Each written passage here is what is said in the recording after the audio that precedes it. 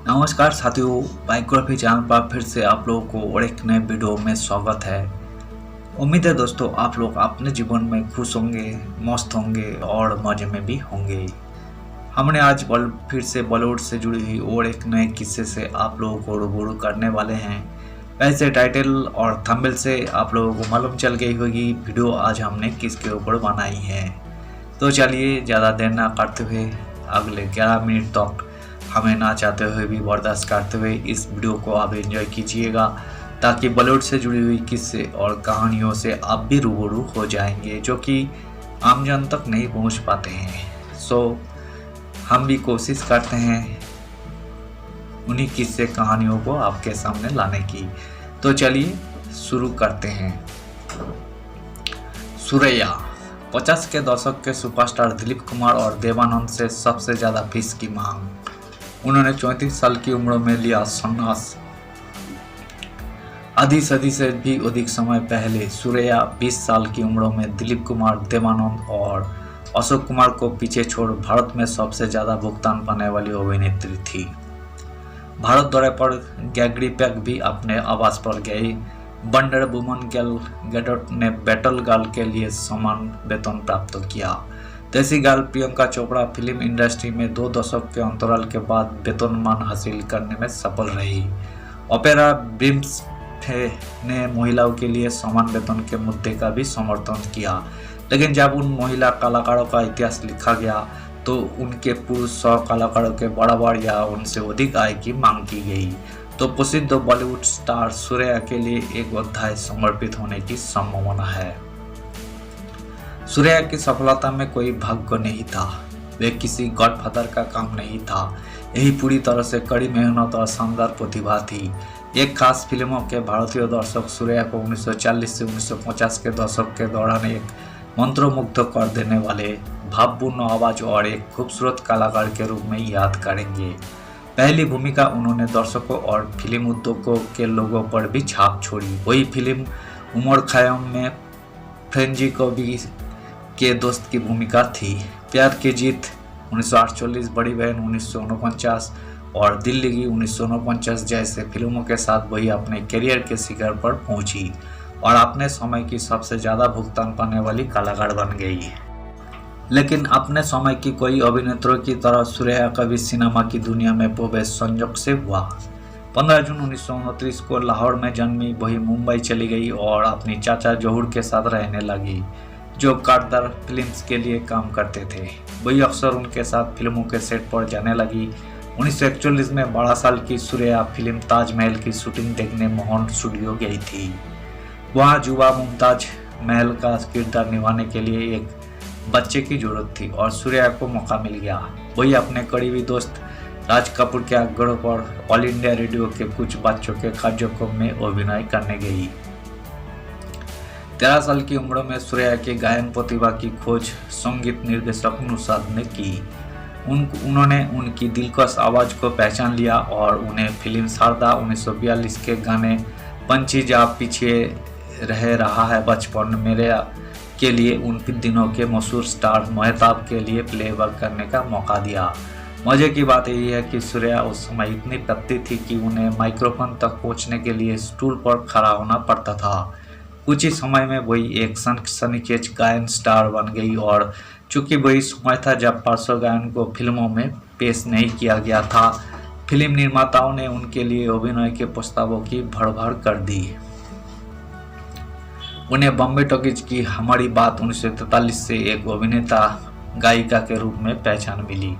फिर DRD production की इशारा और सुरैया को पुराने दोस्त राज कपूर के पिता पृथ्वीराज के साथ अभिनय करने का मौका मिला। जल्द ही सुरैया फुल सम्राट चंद्रगुप्त, आज की रात, दर्द, दिल्ली की नाटक, अफसर, काजल, दास्तान, सनम और 4 दिन जैसे संगीत का पर्याय बन गई।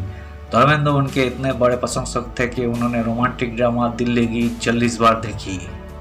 ऐसा था सुरैया का आकर्षण। लोग अक्सर उन्हें चॉकलेट चार्मर कहकर संबोधित करते थे। अपने सुनहरे दिनों के बारे में बात करते हुए सुरैया ने 1972 में स्टारडस्ट के साथ एक साक्षात्कार में याद करते हुए कहा था, मैं सक्षम निर्देशकों को शीर्ष अभिनेताओं के साथ अच्छे बैनर के तहत आई थी और भावपूर्ण और चयनित भूमिकाओं पाने में विशेष रूप से भाग्यशाली थी। उन्होंने 1940 दशक के मध्य में महान पाकिस्तानी गायिका नूरजहां के साथ एक गायक अभिनेता के रूप में शासन किया, जिन्होंने विभाजन के बाद भारत छोड़ दिया था। K L. Saigal the definite biography नामक पुस्तक में प्राण नेबिले ने सूर्या के बारे में लिखा, कोई सोच भी नहीं सकता था कि शास्त्रीय संगीत में प्रशिक्षण के बिना यही साधारण युवा लड़की एक दिन अग्रणी गायन सुपरस्टार के रूप में उभरेगी।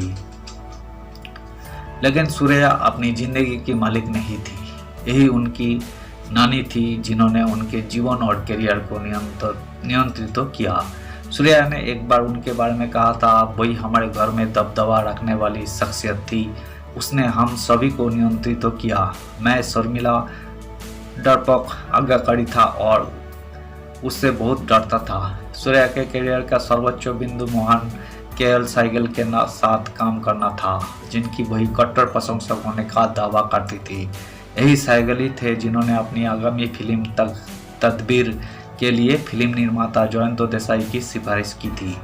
देसाई, जो पहले से ही ऐतिहासिक नाटक सम्राट चंद्रगुप्त में उनके प्रदर्शन से आश्चर्यचकित थे, ने कोई देरी नहीं की और सहगल के सामने उन्हें कास्ट कर लिया।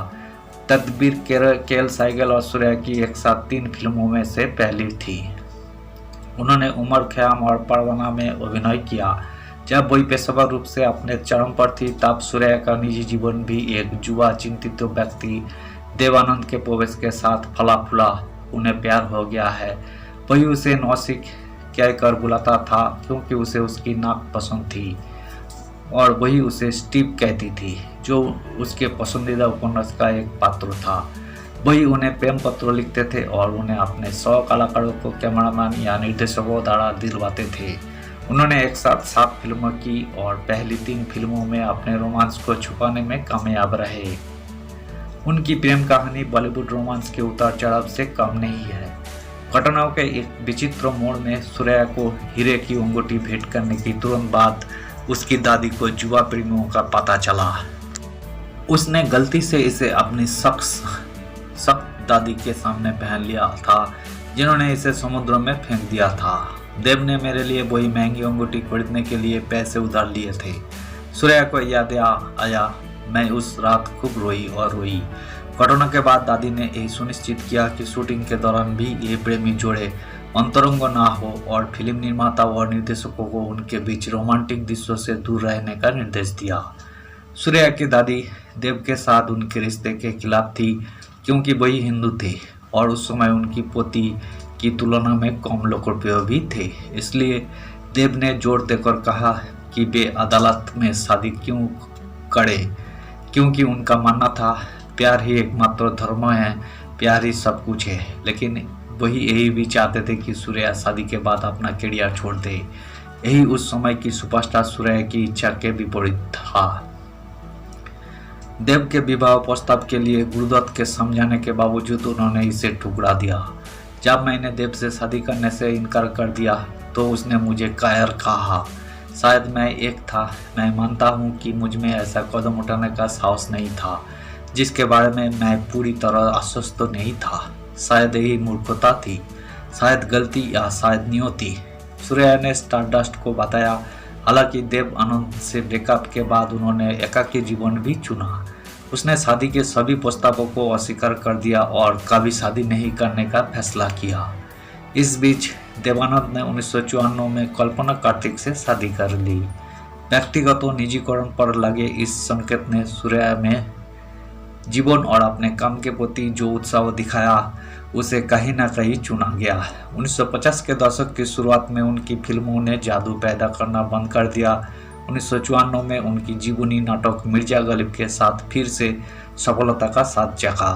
फिल्मों के लिए उन्हें जवाहरलाल नेहरू से मिला फोटोग्राफर ने कहा, तुमने मिर्जा गालिब की आत्मा को जिंदा कर दिया। उनकी आखिरी फिल्म रुस्तम सोहराब 1963 में पृथ्वीराज कपूर के साथ आई थी, लेकिन वही बॉक्स ऑफिस पर रही। हालांकि उन्होंने फिल्मों में अपना हंस गीत एक ऐसी अजब दास्तां हो गई गाया था जो प्रशंसक के बीच सुपरहिट रहा था। उन्होंने हॉलीवुड स्टार ग्रेगरी पेक के साथ अपने प्रशंसक मित्रों प्रेमी की भारत यात्रा के दौरान अपने आवास पर मुलाकात की। 1963 में 34 साल की उम्र में श्रेया डूब गई। वही नाम जो कभी प्रेम फिल्मों वालों को पसंद आया था, सिल्वर स्क्रीन से गायब हो गया। उन्होंने पार्श्व गायन के संगीत को ठीक किया और तब तक जब तक कि 2004 में स्वास्थ्य संबंधी एसोसिएटिस्ट के पद पर नियुक्त नहीं किया गया, तब तक उनका निधन नहीं हुआ। वही चाहती है कि उनकी प्रशंसक उन्हें एक जीवंत युवा लड़की के रूप में फिल्मों में याद रखे, जिन्होंने अपनी अभिनय क्षमता और भावपूर्ण आवाज से हिंदी सिनेमा पर राज किया है। धन्यवाद साथियों, आज की इस वीडियो में हमने श्रेया की आत्मकथा से जुड़ी हुई और उनकी फिल्मी दुनिया से जुड़ी हुई किस्से को आपके सामने रखने की कोशिश की है, जो कि एक गायक भी थे और अभिनेत्री भी थे। इसी किस्से को आपके सामने रखने की कोशिश की है। उम्मीद है दोस्तों, श्रेया से जुड़ी हुई एक कहानी आपको जरूर पसंद आई होगी, जो कि रियल कहानियाँ थी। वीडियो पसंद आए तो लाइक कर दीजिएगा और चैनल पे अगर आप नए आए हैं तो प्लीज़ एक सब्सक्राइब कर दीजिएगा। और इस वीडियो के बारे में आप अपना ओपिनियन जरूर दे सकते हैं। कमेंट बॉक्स खुला है, आप कमेंट कीजिए। हम आपका कमेंट का एक्सपेक्ट करते हैं और हम आपका कमेंट का रिप्लाई भी करेंगे। मिलते हैं नेक्स्ट वीडियो पे बॉलीवुड से जुड़ी हुई किस्से और कहानियों के साथ। धन्यवाद।